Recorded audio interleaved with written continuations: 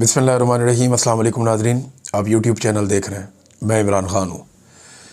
नाज़रीन, अरशद भाई की वालदा का इंतकाल हो गया और ये अनएक्सपेक्टेड सी ख़बर थी, बड़ी तकलीफ़ दह ख़बर थी और ये नहीं, इसमें बोलने के लिए अल्फाज ही नहीं है मेरे पास। मुझे याद आ रहा है कि जब मेरी उनसे पहली दफ़ा बात हुई शहीद अरशद शरीफ के इंतकाल वाली रात को, अभी मैं वो रिकॉर्ड देख रहा था अपने मोबाइल में, तो 7 मिनट और लगभग 42 सेकंड की वो कॉल थी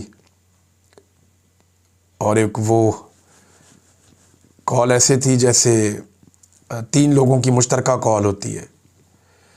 इसमें एक हमारी बहन है, वो पाकिस्तान से बाहर होती हैं, उन्होंने कॉल की थी मुझे, और फिर अरशद भाई की वालदा भी उसी कॉल में साथ थी।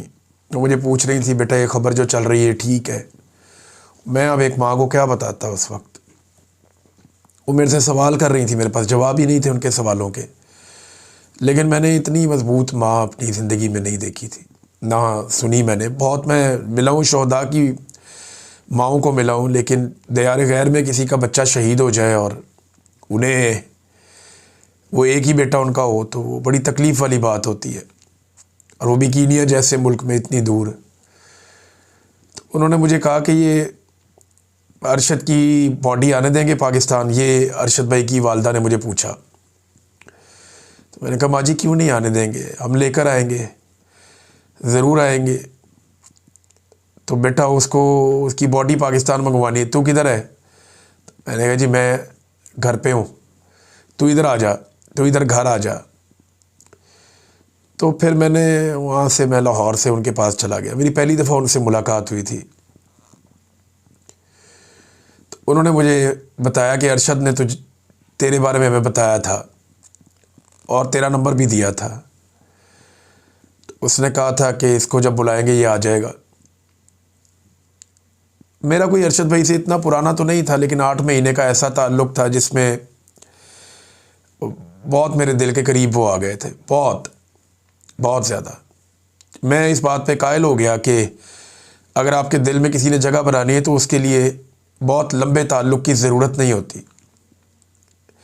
मुझे दिल से वो बहुत पसंद आना शुरू हो गए थे अरशद भाई।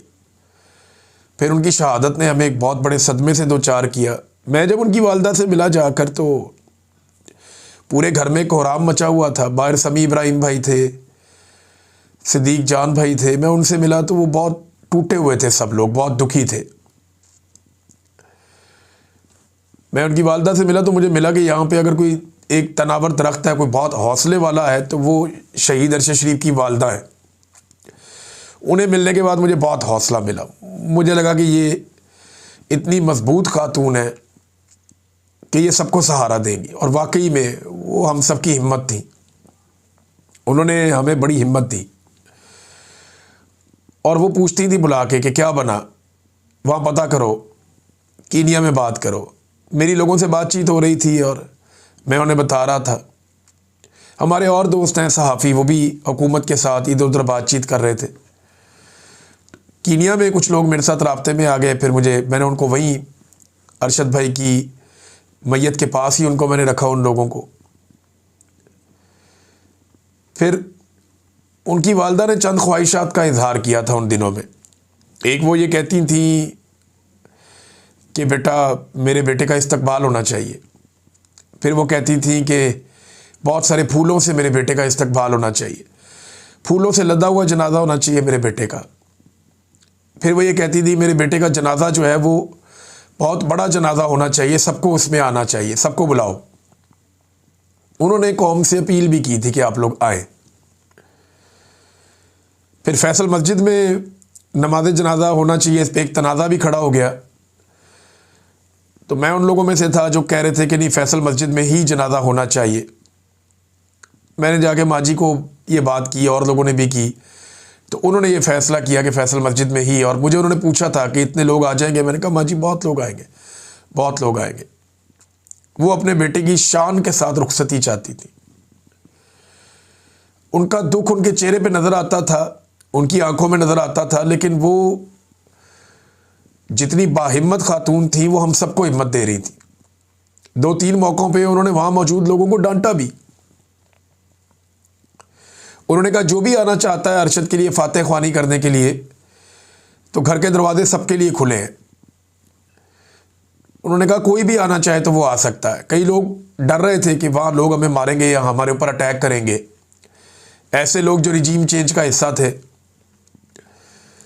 लेकिन अरशद भाई की वालदा का हुक्म था, जो भी आता था उनको हम लेकर अंदर जाते थे। मैं खुद 2-3 लोगों को तो मैं दूर से लेकर अंदर गया, उन्होंने जाके अफसोस किया और वो चले गए। और हम सबकी हिम्मत थी। उन दिनों में हम सारे टूटे हुए थे, बहुत तकलीफ़ में थे, रंजीदा थे, लेकिन अरशद भाई की वालदा ने बड़ा हौसला दिया हम सारों को।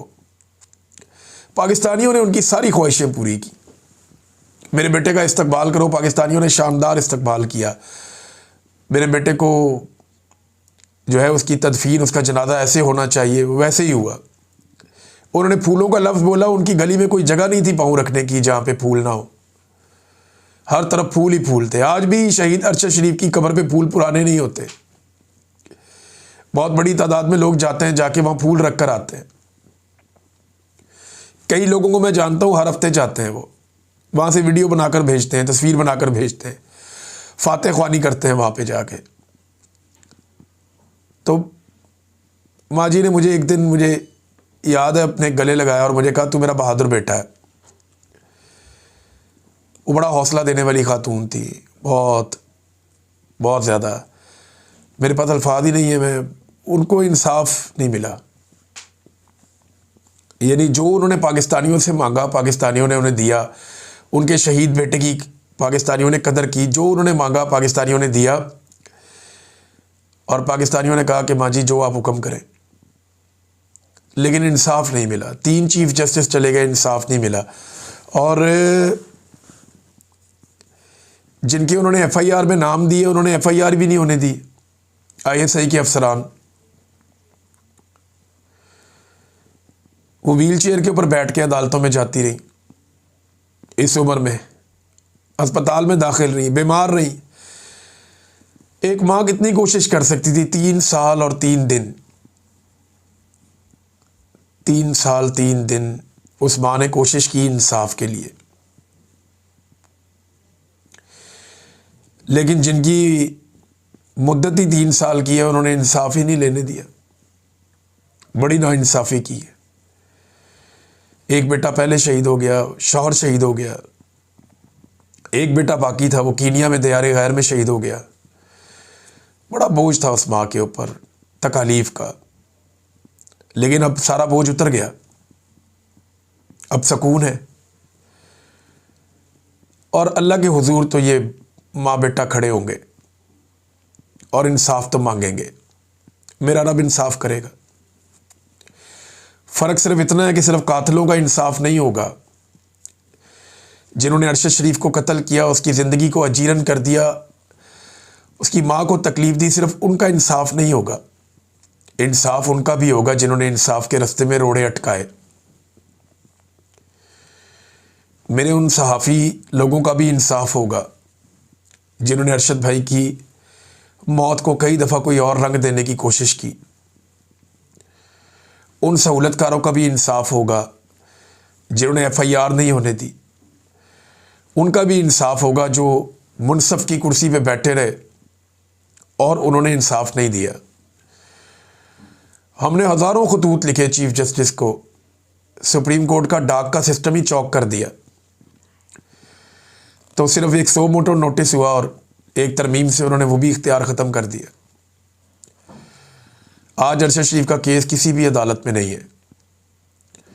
हमारे लिए एक तकलीफ़ का दिन है, अज़ियत का दिन है। लेकिन कातिल जितना मर्ज़ी तेज़ होना, वो फंसेगा एक दिन। मैंने एक दिन कहा था कि कातिल ने किस सफाई से धोई है आस्तीन,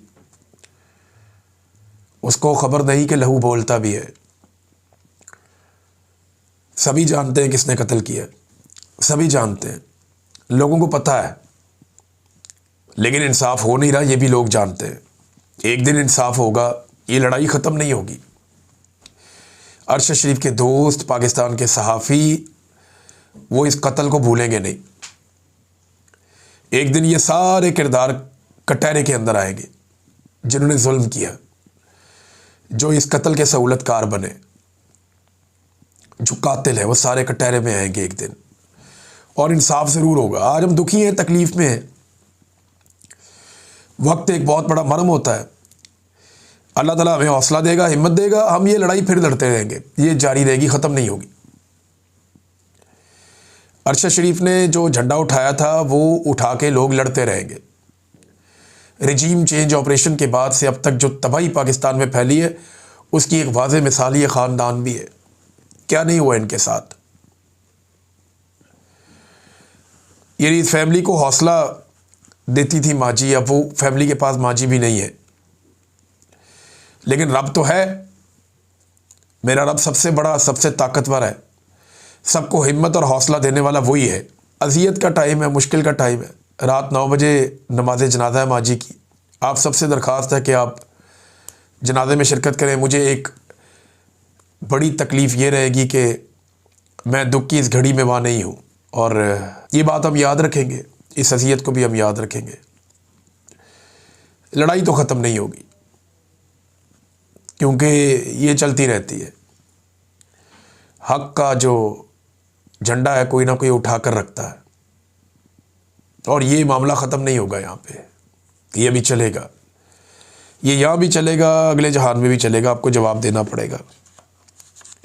सारे आएंगे कटहरे में, सबको जवाब देना पड़ेगा। मुझे बहुत सारी चीज़ें मेरे दिमाग में, मैं अभी भी महसूस कर सकता हूँ। जब वो उन्होंने मुझे पकड़ के अपने गले लगाया, 2-3 दफ़ा ऐसा हुआ, तो मैं महसूस कर सकता हूँ माजी को। बड़ा अल्लाह ताला उनके दर्जात बुलंद करे, अल्लाह ताला उनकी फ़ैमिली को सब्र अता फ़रमाए, हिम्मत अता फ़रमाए, और अल्लाह रब्बुल इज़्ज़त उन्हें इंसाफ फ़राहम करे, इस दुनिया में भी और अगली दुनिया में भी। आमीन। बस आज इतनी बात करूँगा मैं, बाकी बातें फिर बाद में अगले वीलॉग में करूँगा। आप सबसे दरख्वास्त है कि माजी के लिए दुआ करें, कुरान ख़वानी करें, उनके दर्जात की बुलंदी के लिए दुआ करें, और इंशाअल्लाह उनके बेटे को इंसाफ मिलेगा। अपना ख्याल रखिएगा। अल्लाह हाफ़िज़।